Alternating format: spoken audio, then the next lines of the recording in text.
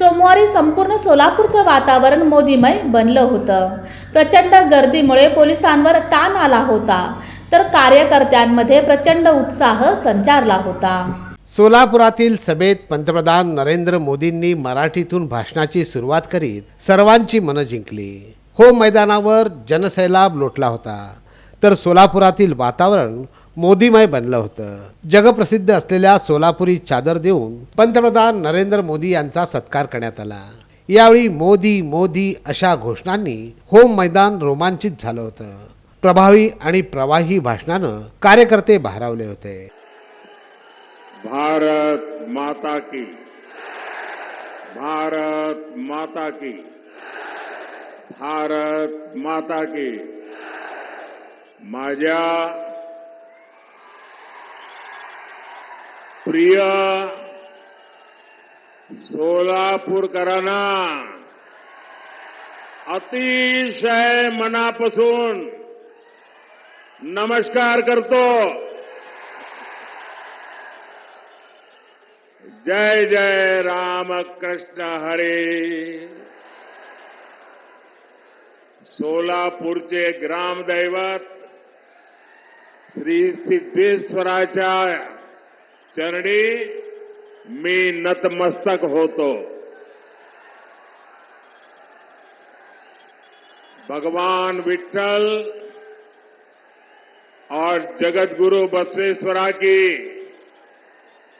इस धरती का ये आशीर्वाद छत्रपति शिवाजी महाराज की धरती पर ये जन सैलाब, ये उत्साह साफ साफ बता रहा है. फिर एक बार, फिर एक बार, फिर एक बार. काँग्रेसवर तर जहरी टीका केलीच, त्याचप्रमाणे भाजपाची ध्येय धोरणं, आजवरचे जाहीर केलेले योजना, या योजनांची फलश्रुती, आगामी काळातील संकल्प याबद्दलही पंतप्रधान नरेंद्र मोदी यांनी आपले विचार मांडले. जिनकी नियत सही होती है उनके नतीजे भी सही मिलते हैं, अशा आशयाची वैचारिक भावना घडवत सोलापूरकरांची मनं त्यांनी जिंकली. पिछड़ी जनजातियां हैं, उनके लिए अलग से योजना न बनाता और उनके कल्याण के लिए काम न करता. ये वोटर ज्यादा नहीं है, संख्या कम है, लेकिन मेरे देश के आखिरी व्यक्ति को भी मैं मजबूत बनाना चाहता हूं. हमने विश्वकर्मा योजना लाए. जिनके हाथों में सामर्थ्य है, जिनकी उंगलियों में सामर्थ्य है, ऐसे देश में लाखों लोग हैं. ऐसे मेरे विश्वकर्मा साथी एससी समाज में, एसटी समाज में, ज्यादातर ओबीसी समाज है. 60 साल में कांग्रेस ने कभी पूछा नहीं. मोदी ने पहली बार इन साथियों के लिए 13,000 करोड़ रुपए की पीएम विश्वकर्मा योजना बनाई है. भाइयों और बहनों, गरीब कल्याण की इन योजनाओं का सबसे अधिक लाभ एससी, एसटी, ओबीसी परिवार के हमारी माताओं बहनों को हुआ है. शौचालय के अभाव में, सैनिटरी पैड के अभाव में ज्यादातर हमारी बेटियां स्कूल छोड़ देती थी. अब मोदी ने यह समस्या दूर कर दी है. दरम्यान दुपारी 2 वाजण्याच्या सुमारास पंतप्रधानांचं हेलिकॉप्टरमधून आगमन झालं.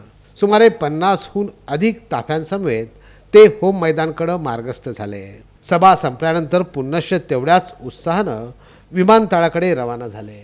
पंतप्रधान नरेंद्र मोदींना पाहण्यासाठी नागरिकांनी रस्त्याच्या दुतर्फा मोठी गर्दी केली होती.